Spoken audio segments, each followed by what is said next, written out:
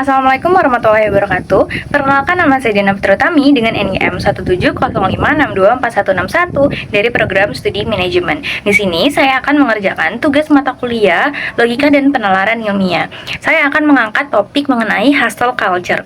Pernah nggak sih temen-temen tuh ngerasa kalau kalian tuh ngerasa bersalah kalau lagi nggak ngapa-ngapain? Kayak kalian tuh harus terus-terusan produktif di setiap waktu, kayak mulai dari ikut organisasi, lomba, magang, kuliah. Nah, fenomena ini itu disebut sama yang namanya hustle culture. Tapi, apakah benar bahwa bekerja tanpa henti itu adalah tanda kesuksesan atau justru jalan cepat menuju burnout? Nah, itu yang akan saya bahas hari ini dari dua sisi, yaitu pro dan kontranya. Sehingga kita bisa melihat dengan pikiran yang lebih jernih. Menurut artikel yang telah saya temukan, yaitu artikel dari Kompasiana, hustle culture itu tuh banyak ditemukan di kalangan mahasiswa di Indonesia. Bahkan banyak dari kita yang dengan bangga menyebut bahwa diri kita itu sibuk, seolah-olah sibuk itu merupakan sebuah prestasi. Namun, dari beberapa penelitian juga, itu tuh menunjukkan bahwa budaya ini tuh bisa menurunkan kesejahteraan mental karena otak kita itu butuh waktu istirahat untuk bisa berpikir kreatif dan efisien. Nah, di sisi lain, media sosial seperti TikTok atau LinkedIn itu tuh sering nampilin kesuksesan orang lain yang akhirnya itu bikin kita ngerasa kalau kita tuh harus cepet-cepet, kita tuh harus ngebut supaya kita nggak ketinggalan.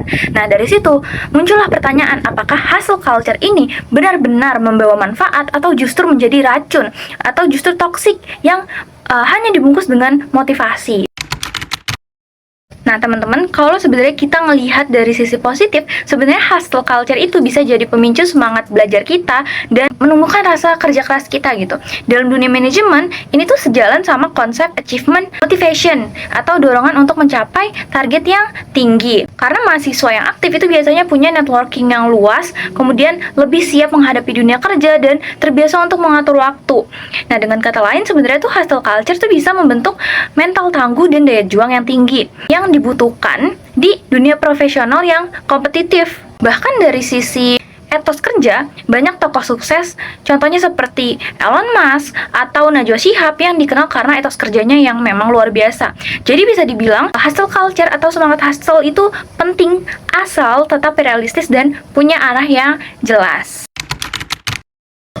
Nah, tapi di sisi lain, budaya hustle culture itu tuh sebenarnya juga berbahaya. Jadi, artikel yang telah saya temui, yaitu artikel Kompasiana tadi, itu nulis bahwa mahasiswa itu sering terjebak dalam toxic productivity, yang dimana produktivitasnya tuh berlebihan. Justru hal itu tuh bikin stres, cemas, bahkan kehilangan makna untuk hidup gitu. Secara logika, tubuh dan pikiran manusia itu sebenarnya emang punya batas. Ketika dipaksa terus bekerja, hormon stres manusia itu seperti kortisol meningkat yang bisa berujung burnout. Nah, dari sisi emosional, kita tuh jadi mudah ngerasa gagal atau kita nggak ngerasa produktif, padahal istirahat itu juga bagian dari kesuksesan jangka panjang kita. Jadi kalau hustle culture dijalani tanpa keseimbangan, itu tuh malah justru ngelahirin generasi lelah yang bakalan kehilangan arah gitu. Nah, dari dua sisi tadi, saya itu belajar bahwa kerja keras itu penting, tapi bukan berarti kita itu harus terus kerja tanpa henti. Kita butuh yang namanya sustainable productivity atau produktivitas yang seimbang antara kerja dan istirahat, antara pencapaian dan kebahagiaan. Sebagai mahasiswa manajemen, saya dan kita itu harus bisa memaknai hustle culture itu tuh bukan sekedar sibuk, tapi gimana cara kita mengelola waktu kita, energi kita, dan prioritas dengan cara yang cerdas.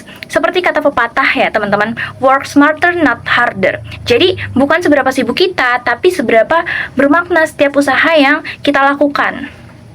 Sekian penjelasan saya mengenai hustle culture dan pro kontranya. Gimana menurut teman-teman? Apakah hustle culture itu perlu atau malah justru berbahaya? Karena istirahat itu juga merupakan bagian dari produktivitas kalau dilakukan dengan niat yang benar. Sekian dari saya, kurang lebihnya mohon dimaafkan. Terima kasih. Wassalamualaikum warahmatullahi wabarakatuh.